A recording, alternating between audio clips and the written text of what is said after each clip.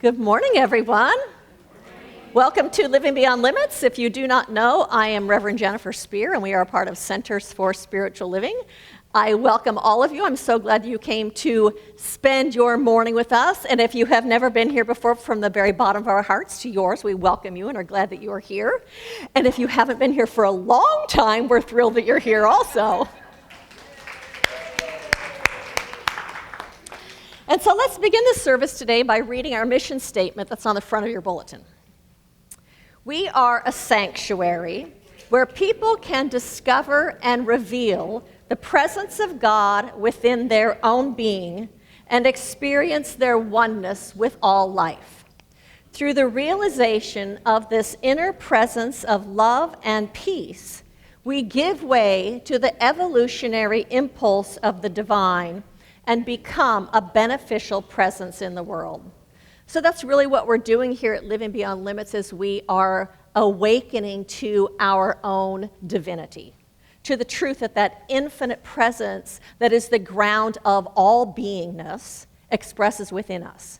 That one power, that one presence, that one life, that thing we call spirit, God, the universe, Buddha mind, Christ consciousness, by whatever name you call it, that presence is everywhere present, in and through everything, and that expresses itself in and through us.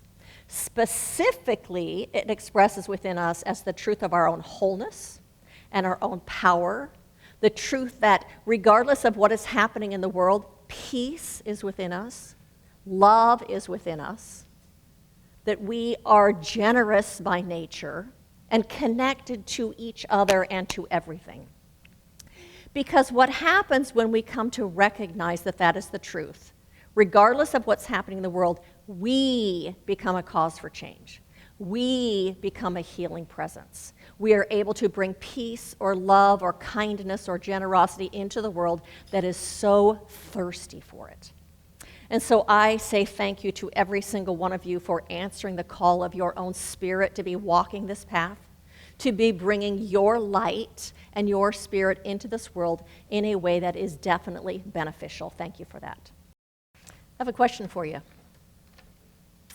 Do you ever kind of feel like you're a little bit of a rebel? If that fits you, raise your hand. Do you ever feel like your choices that you make are really kind of more based on what is right for you, on how you feel and what you know inside here, rather than what society tells you you should be doing? Does that fit for you? And how about, do arbitrary rules drive you crazy? I think I'm in the right room with the right people then.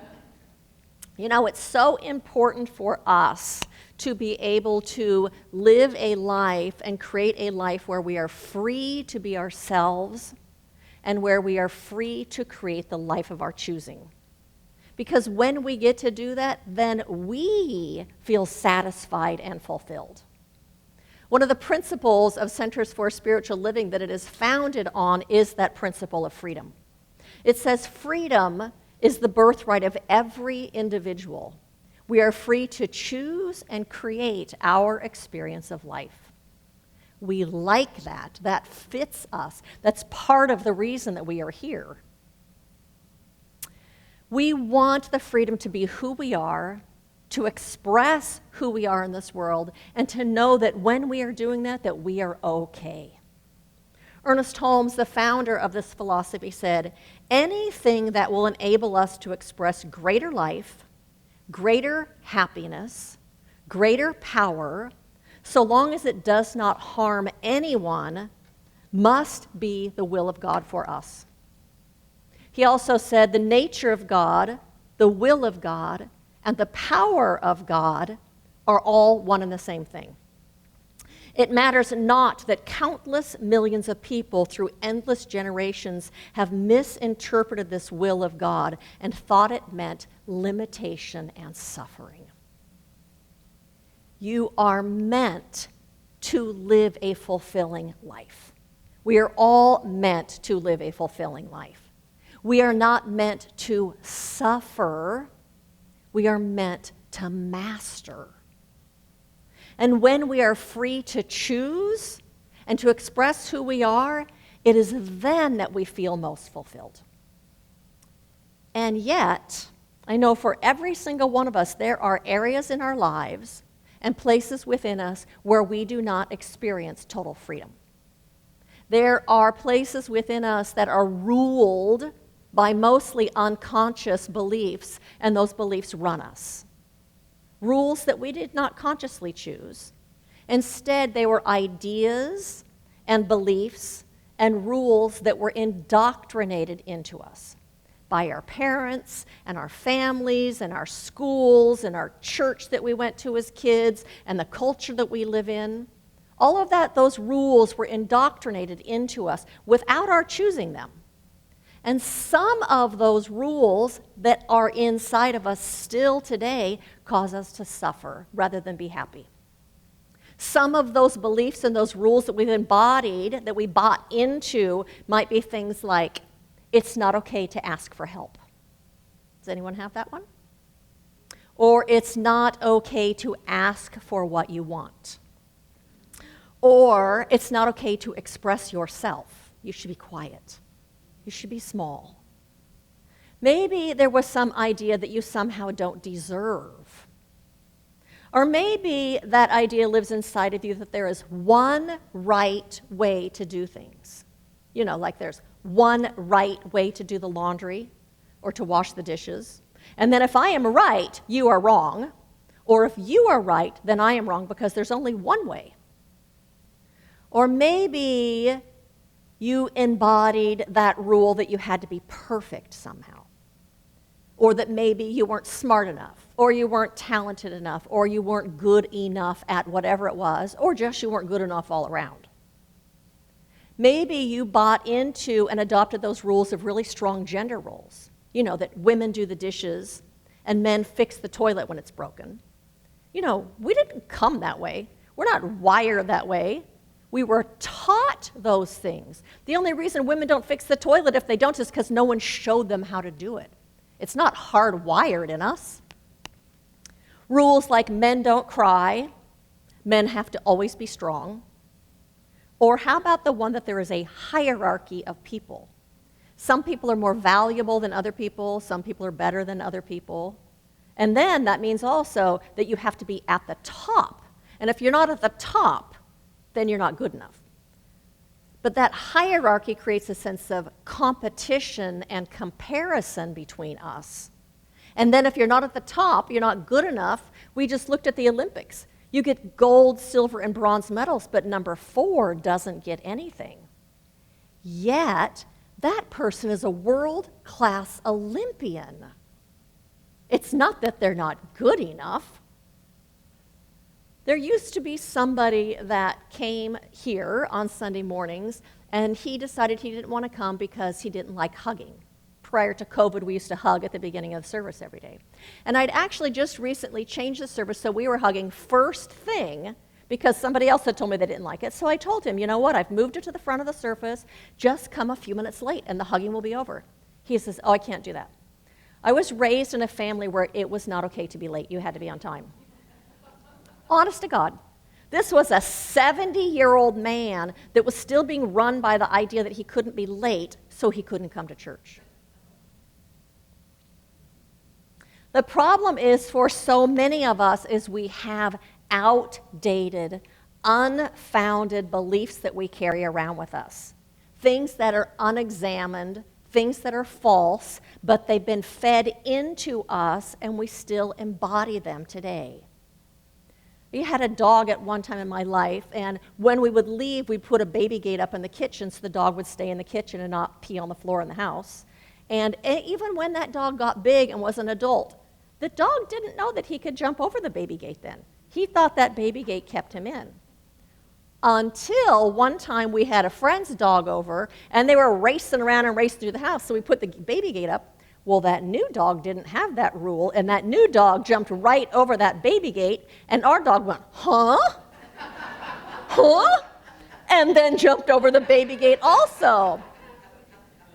He was working from an old paradigm of something that wasn't true, that was no longer relevant. We all do that all the time. Many of those beliefs that run us we're not even aware of. So if you are holding on to beliefs that are creating your best and your most fulfilling life, good for you. Hold on to them, keep believing them. But if you are holding on to beliefs that actually cause you to suffer, or beliefs that are limiting you in some way, or that are keeping you from expressing the fullness of who you are in this world, they deserve to be looked at. They deserve to be examined and uprooted like you would pull a weed out, and then replaced with a belief that actually supports you in thriving and in living your fullest, your best, your grandest life. So we have just finished a book study on the Four Agreements by Donald Miguel Ruiz, and so that's part of what this talk is coming out of that. In his book, he said, "The freedom we seek is to use our own mind and body to live our own life instead of the life of the belief system." That belief system that we adopted or bought into. We agreed to those beliefs before we even knew that we had a choice. No one asked us if we wanted to believe that it wasn't okay to ask for help. No one asked us if we wanted to believe that it's not okay to cry. They were given to us before we realized we even had a choice. And then we unconsciously agreed to those things. Ernest Holmes said, "We are created with the freedom of God. And in this freedom, we are free to choose what we may think. In what we may think, we are continuously bringing into our lives experiences we term good and bad." He went on to say, "The world is deluded, blind, and shackled. And by what? By its own acceptance of negative thought. It lies bound in chains of its own forging. Mind, which is our greatest gift, has been made our jailer, and we whimper in misery entirely of our own creation. Bondage exists nowhere in the universe except in the human mind. We are the ones that limit ourselves. No one out there is limiting us." David said in his invocation that, Spirit gives us everything that we can accept. Nothing is withheld. We are the ones that decide we can't have it.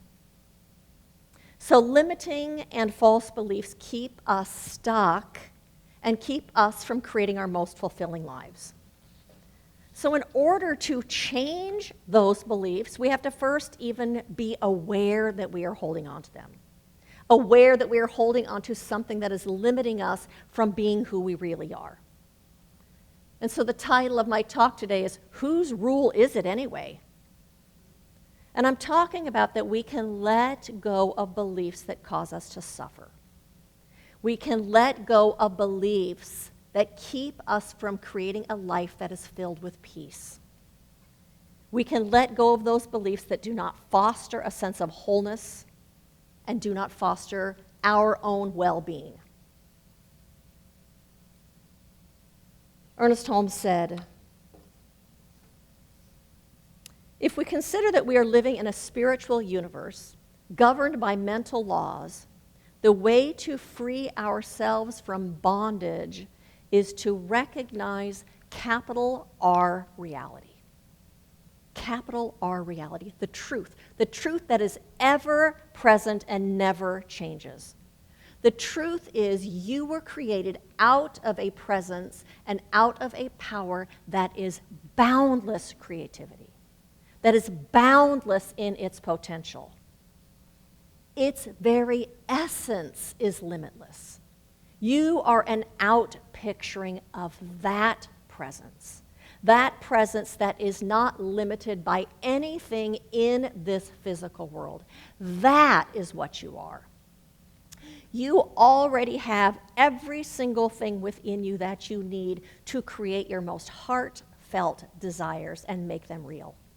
You contain everything that you need for that. The less limitations we hold on to, the more freedom we give ourselves to be who we are in that potential, to actualize that potential that we are made out of. And when we do that, the more that living spirit is fully expressed in this world, because it's more fully expressed through us. We've let go of some of those limitations and some of those blockages. Life is more fully expressed by means of us when we more fully express in our freedom. So the first thing that's required then is for you to even notice when you're holding a limiting belief. To notice and pay attention to what it is that you're telling yourself that limits you. To recognize that those things that you are holding on to, that you bought into without examining them first. You brought into your beingness and held on to them without question. They were fed in. And second, to recognize that we can question those beliefs, the beliefs that limit us, the beliefs that are causing the life that we are living, causing our experience. We can question the beliefs that limit us, question the beliefs that are keeping us from being truly free.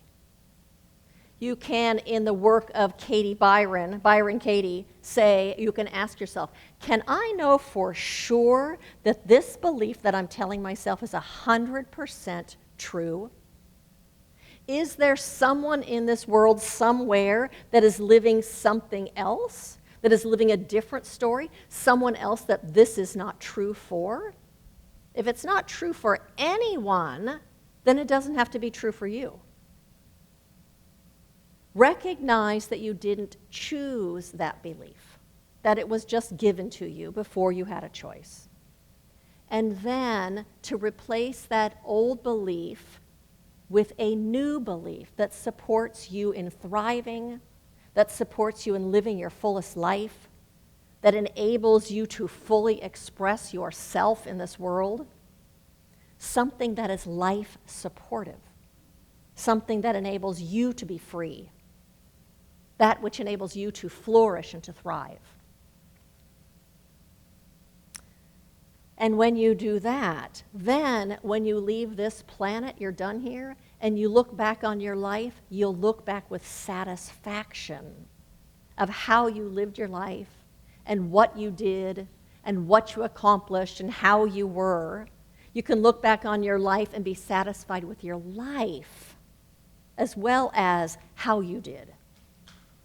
And so one of the things that we can do to begin is just to use affirmations, to affirm what it is that we want to believe instead of the old belief.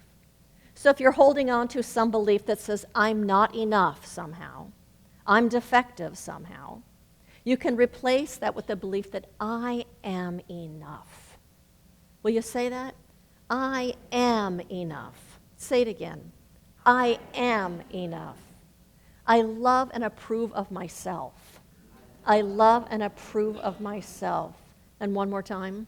I love and approve of myself. And if you're telling yourself that it's not okay to ask for what you want, or it's not okay to ask for help, you can say, I deserve to have my needs met. One more time. Feel it. It's safe to ask. Again, it's safe to ask. And if you have some belief that says, I must, whatever that is, fill in the blank, you can say, I am free to be me. One more time. As you replace those limiting beliefs with life-enhancing beliefs, you will create a life where you are free to be exactly who you are in this world. Create the life that you want to be living, rather than one that is filled with the rules of how you must be living your life. You will be creating a life that is filled with greater peace and greater personal fulfillment. And so to each and every single one of you, blessings on this path of remembering who you are, of activating and bringing your spirit forward, of living beyond limits, living beyond self-imposed limits, and living and bringing the fullness of yourself to your own life. Blessings to all of you.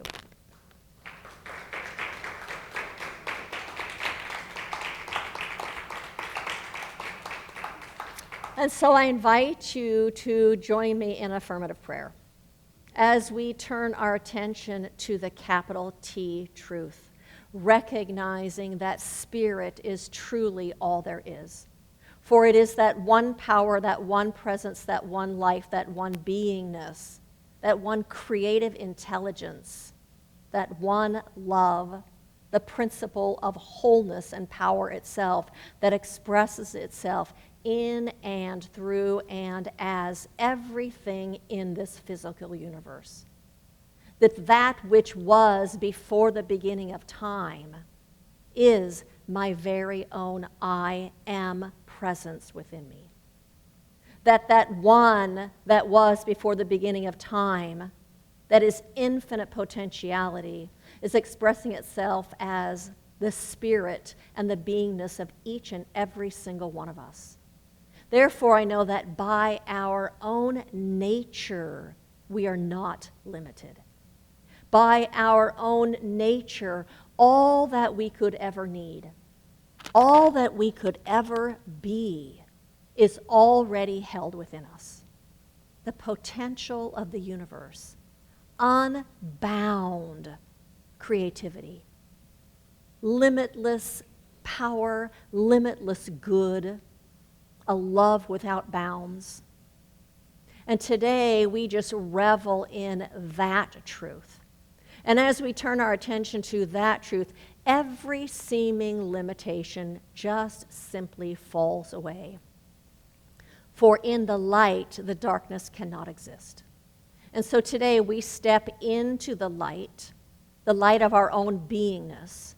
We step into the light of spirit, and we walk tall.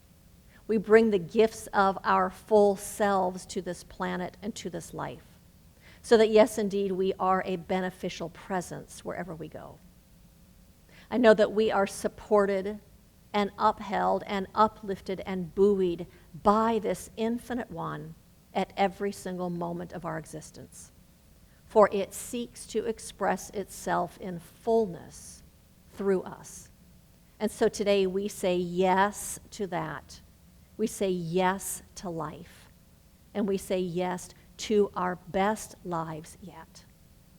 And so I speak this word not just about us in this room, but I speak this word about every person on this planet, knowing that right where they are also is this living spirit, and that it is seeking to express itself in and through them, and it is expressing itself in and through them. For in God there are no blockages, there are no hindrances, there are no delays. There is only the free flow of all that it is. And so right now, all that it is flowing into the lives of every single person, healing what needs to be healed, making whole what needs to be made whole, resolving what needs to be rebalanced and reharmonized. I speak this word also about our world leaders, our politicians, every decision maker, knowing that the intelligence of the infinite one is acting right now through their minds, through their decisions, through their choices. That every single answer we could possibly need is already held in the mind of God, and that we are living in that, and that is living in us. And so those perfect answers and solutions and the way forward are revealing themselves now. And for that, I am grateful. And so I invite you to join me together as in agreement to this truth by saying, and so it is. So I do have a couple of invitations for. One, I'm going to invite Jerry Shipsky up here. We are starting today a combination fundraiser outreach. Yeah, you want to come up here? You want me to come down here? Okay. So they're gift boxes that are going to go to the women's shelter. So the invitation is to adopt a gift box. That's the fundraiser part. The outreach is then they're going to the women's shelter. So tell us about these boxes. Exactly. There's a box back there, and it's called You Are Awesome. I want to tell you that I used to be a volunteer counselor years ago at the women's shelter, and I also was with the sexual assault response team. And I'm telling you, these women do not get personal, positive things from anybody. They get, personal items for, hygiene and things like that. So my thought is if we wanted to do some positive outreach, we could give them a box. I know Pat goes to the shelter and other people go to the shelter. So it has several items in there, and all around the theme is You Are Awesome. So this is a way for us to raise money. All the money goes to Living Beyond Limits. If you make the donation, the box, that it will go to the women's shelter. And it is affirmative outreach on our part because those women need to hear we're here. And so on that basis, I encourage you, it's $30 for the box, and we'll make arrangements to get them over to them, okay? There's one on the back table over here in the corner, and it has a journal and a book and a candle and a bracelet and a bookmarker that says You Are Awesome and a pen that says You Are Awesome. So take a look at them back there, and there's a sign-up sheet if you would like to sponsor one. Thank you. Thank you. And so I do have to say that Jerry actually put them together, purchased the items, put them together, and has donated them to us to do a fundraiser out of that. So thank you, Jerry Shipsky. Want to tell you that Pat Scott and Mike Winter are still doing outreach with the homeless community in Long Beach, and they would love to have you join them if you want. Pat, will you raise your hand? Pat is in charge of that, so if you'd like to join them, talk to her. We have prayer support after service. We have a Ministry of Prayer box in the back. You can fill out a prayer request if you'd like us to support you during the week. Our practitioners are happy to sit down and do a prayer with you. Will you raise your hand if you're in this room and you're a practitioner? And we have prayer shawls. If you would like to gift yourself or someone else that would like to be wrapped in that energy of prayer, we have prayer shawls in the back. The practitioners will pray over it for your specific request, and then you can take it home or gift it to somebody, whichever one you choose. Our Sunday talks come out usually on Monday night, I think. Jonathan's editing and posting them. So we invite you to share them. They're on our YouTube channel. I don't know if we've been having a link to our Facebook. Has that been putting on our Facebook, the link? I need to ask Marisha to do that. Thank you. And follow us on Instagram and Facebook, and say that you're coming on Meetup and get our name out there. And so I invite you to repeat after me. Good fills my life now. I recognize it. I savor it. I own it. I live it. And so it is.